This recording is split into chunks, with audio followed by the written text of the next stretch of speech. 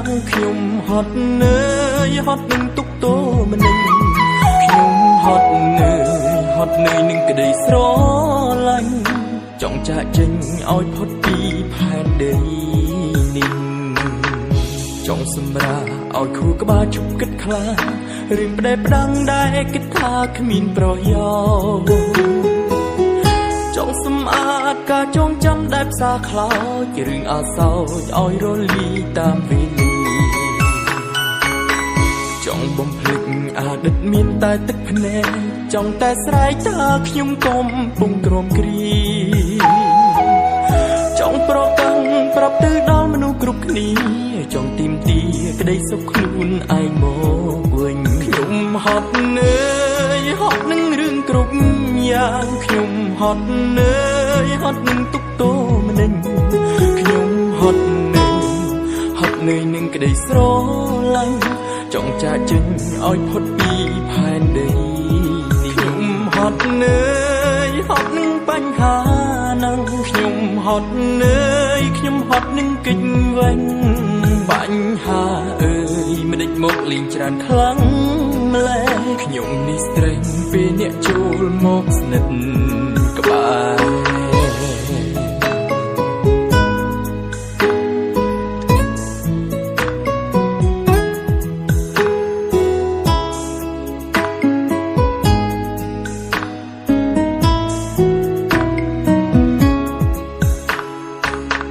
ចង់បំភ្លេចអតីតមានតែទឹកភ្នែកចង់តែស្រែកថាខ្ញុំកំពុងក្រំគ្រីចង់ប្រកាន់ប្រាប់ទៅដល់មនុស្សគ្រប់គ្នាចង់ទីមទីក្តីសុខខ្លួនឯងមកវិញខ្ញុំហត់នឿយហត់នឹងរឿងគ្រប់យ៉ាងខ្ញុំហត់នឿយហត់នឹងទុកទោម្នេញខ្ញុំហត់នឿយនឹងក្តីស្រឡាញ់ចង់ចាកចេញឲ្យផុតពីផែនដីនេះខ្ញុំហត់នឿយហត់នឹងបញ្ហានឹងខ្ញុំហត់នឿយខ្ញុំហត់នឹងគេចវិញបញ្ហាអើយមិនដេចមកលេងច្រើនខ្លាំង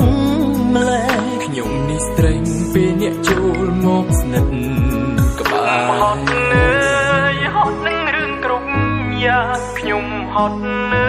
យហត់នឹងទុកទោម្នេញខ្ញុំហត់នឿយនឹងក្តីស្រឡាញ់ចង់ចាកចេញឲ្យផុតពីផែនដីនេះខ្ញុំហត់នឿយហត់នឹងបញ្ហានឹងខ្ញុំហត់នឿយខ្ញុំហត់នឹងគេចវិញ